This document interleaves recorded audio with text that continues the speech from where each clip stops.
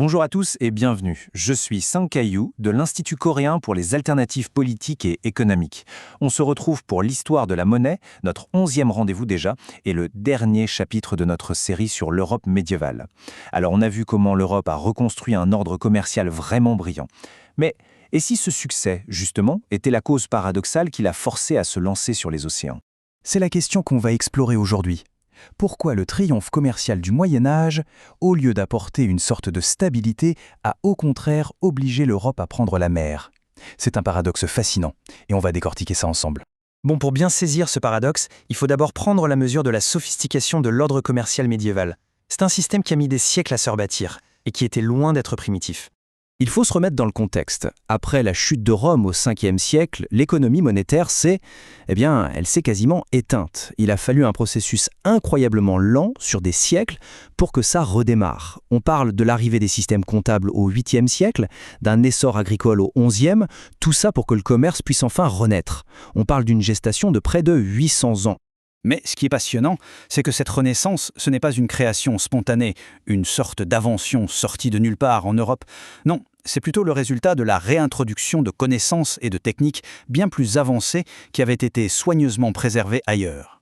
Pendant que l'Europe était, disons, en sommeil économique, le monde islamique et l'Empire byzantin, eux, avaient continué à perfectionner les techniques commerciales de l'Antiquité.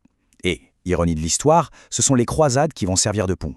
C'est par ce biais que des savoir-faire financiers cruciaux, comme les lettres de change, vont revenir en Europe, notamment via les cités-États italiennes. Et le résultat, il est spectaculaire.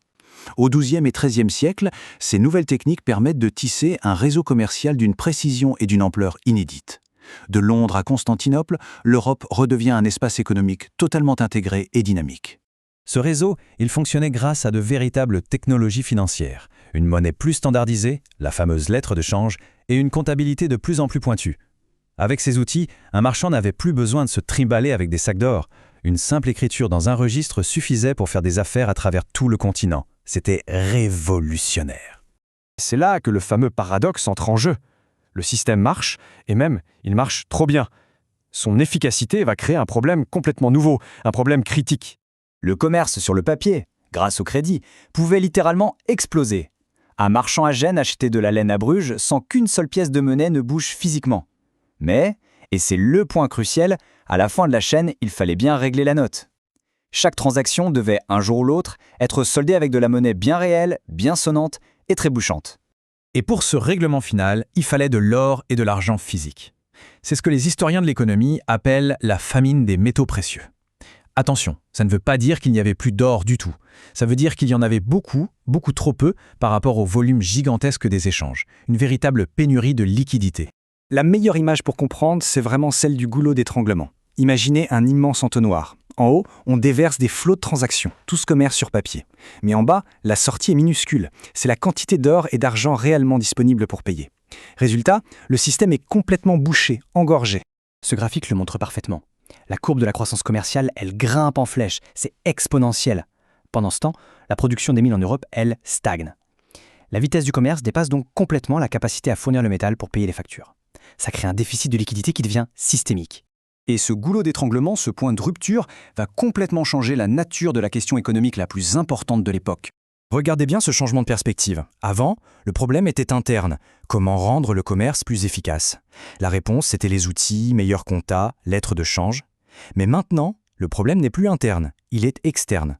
C'est un problème de ressources. La question n'est plus comment on commerce, mais avec quoi on va bien pouvoir payer. La seule question qui compte devient mais où est-ce qu'on va trouver l'or et l'argent pour solder tout ça? Et à cette nouvelle question, il n'y a tout simplement pas de réponse à l'intérieur de l'Europe. La solution, il va falloir aller la chercher ailleurs, en dehors du système. C'est précisément ici que l'âge des grandes découvertes fait son entrée. On le présente souvent comme une grande épopée d'aventuriers courageux. En réalité, c'était d'abord et avant tout une réponse quasi mathématique à cette pression économique systémique qui devenait insoutenable. Bien sûr, il y avait plein d'autres motivations, c'est clair. Commerciales, stratégiques, religieuses, mais au cœur de tout ça, le moteur qui alimentait toutes ces pressions, c'était ce besoin vital, absolu, de liquidité. Cette pression a finalement mené aux voyages qui ont fait voler en éclats l'ancien ordre du monde. Le Portugal qui ouvre la route des Indes en contournant l'Afrique, l'Espagne qui tombe sur un continent entier. Les verrous ont sauté. Alors au final, qu'est-ce que tout ça nous dit sur la fin du Moyen Âge? Quel bilan on peut en tirer? Eh bien, que l'âge des grandes découvertes, ce n'est pas le symptôme d'un échec du système médiéval, mais bien la conséquence directe de son succès. Le système n'a pas implosé sur lui-même, il a en quelque sorte explosé vers l'extérieur. Le point essentiel, il est là. Le système commercial et monétaire médiéval était devenu si efficace, si vaste, si mature, qu'il ne pouvait tout simplement plus tenir dans les frontières géographiques et matérielles de l'Europe. C'est sa propre réussite qui l'a poussé à déborder, et en faisant ça, il a posé les fondations de l'ère moderne. En fait, l'aboutissement du Moyen Âge a été le coup d'envoi des temps modernes. La prochaine fois, on verra ce qui s'est passé juste après, quand des quantités folles d'argent du Nouveau Monde ont déferlé sur l'Europe, déclenchant ce qu'on a appelé la révolution des prix et changeant l'économie mondiale à tout jamais. Merci beaucoup de nous avoir suivis.